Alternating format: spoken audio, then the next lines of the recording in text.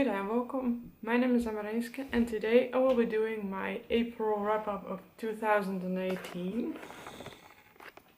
I finished reading 4 books this month and almost a 5th, but that one I will add to my wrap-up of next month. And I will go in order of when I finished the book, starting with the first book, which is The Chosen Ones by Scarlett Thomas. This is the second book in the Worldquake sequence, a middle grade fantasy story which centers around books, which is great. This is basically a story in which people can dive into the books if they are the last reader of a book. And when they do, they usually learn a lot of things. The book that takes the most important role in this book, funny thing to say, is called The Chosen Ones, because in the plot of this book, one of the characters' mothers written a book, and because there is a ploy going on of creating one book that is the last book of the sort, every other copy needs to be destroyed. So the copies are collected and destroyed, and everyone who hands in a copy gets a lot of money for it, at least in this post-apocalyptic setting, where £50 is a lot of money, or the equivalent in any other kind of money you can think of. Basically, we have 5 main characters in here that are 11-year-old children that met one another in the previous book. They go to the same school. There is also kind of a school setting in here, but more in the previous book than in this one. And they try to solve and find out the answers to the problems themselves, which it works and it also doesn't. I think it's a fun story. I give it 4 stars. And I would definitely recommend people picking this one up as a book if you like middle grade. It has a little bit of the innocent Harry Potter vibe of the first 2 Harry Potter books to it, including the school setting, the way the children act with one another, and also the way they learn things and they use what they learned.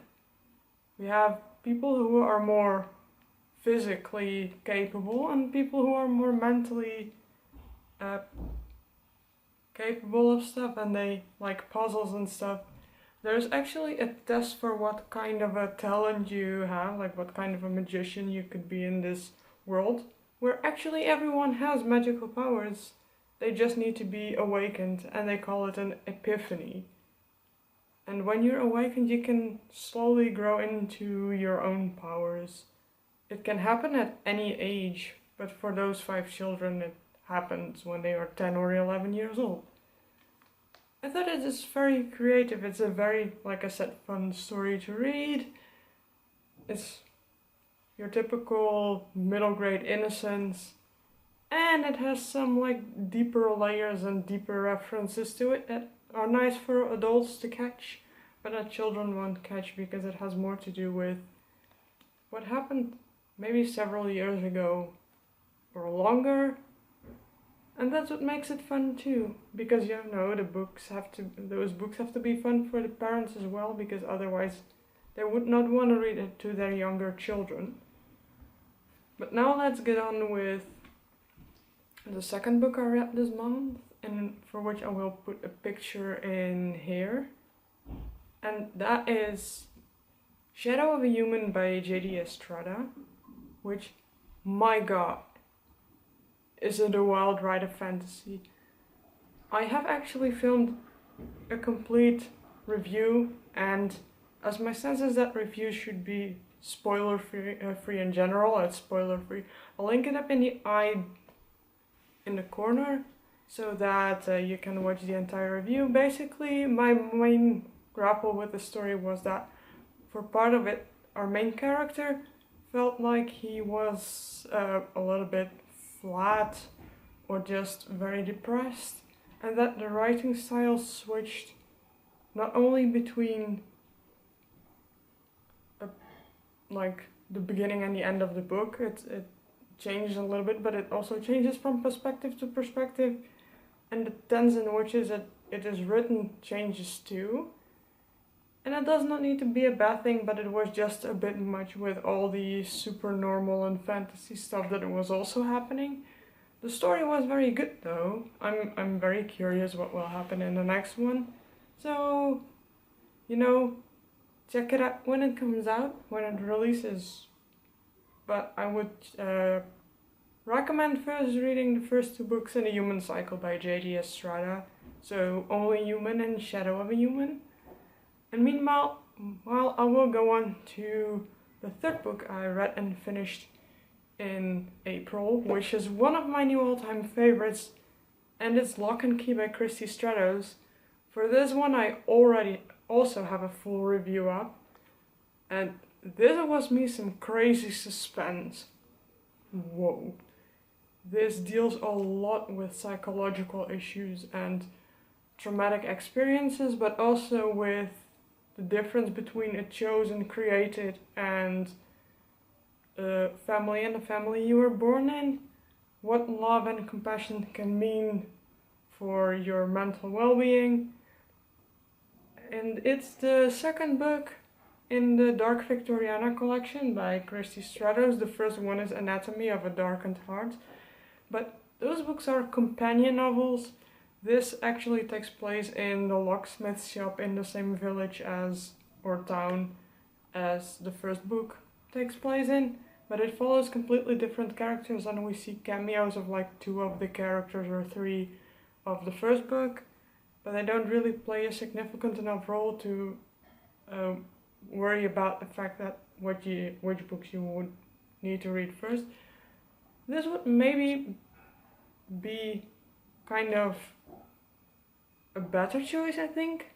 Might be to read first, because this is like a broader story. The first one is really insular and takes place for 90% or more in the same house. This one takes place over the entire town, and you follow what happens in the town. Husbands that abuse and almost torture the women. Like, this deals with some heavy topic and some graphic stuff. So if you're squeamish, maybe leave it alone, and be warned of the trigger warning for abuse, violence, and graphic stuff. Because like I said, it deals with it, but it's totally a recommend. And go check out my full review of this one. Then we go to the final book, in which I read 250 pages. It's The Lies of Locke Lamora by Scott Lynch.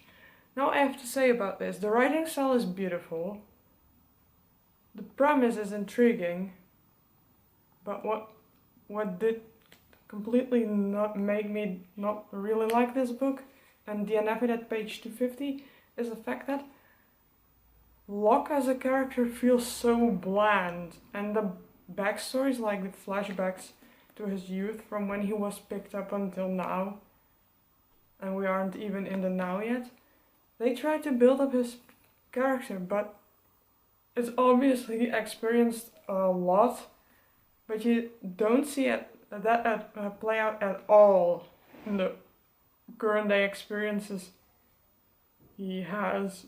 He is very locked up, and the only way and moment I actually saw something about his own personality and character appear in this book was when he was tipsy, which I don't like. Plus the fact that it has unnecessary animal cruelty in it. And a bit of sexism too, because you know, making a gladiatorial thing that is the analog of our modern day bullfighting for only females instead of only males is just as much sexism as that bullfighting can only be done by males. I don't care. It should be available for both genders to do, but I'd rather not have it in a book or a story at all. Like, why does it need to be a bullfighting analog, and why is it the case that everybody seems to enjoy it and nobody hates it?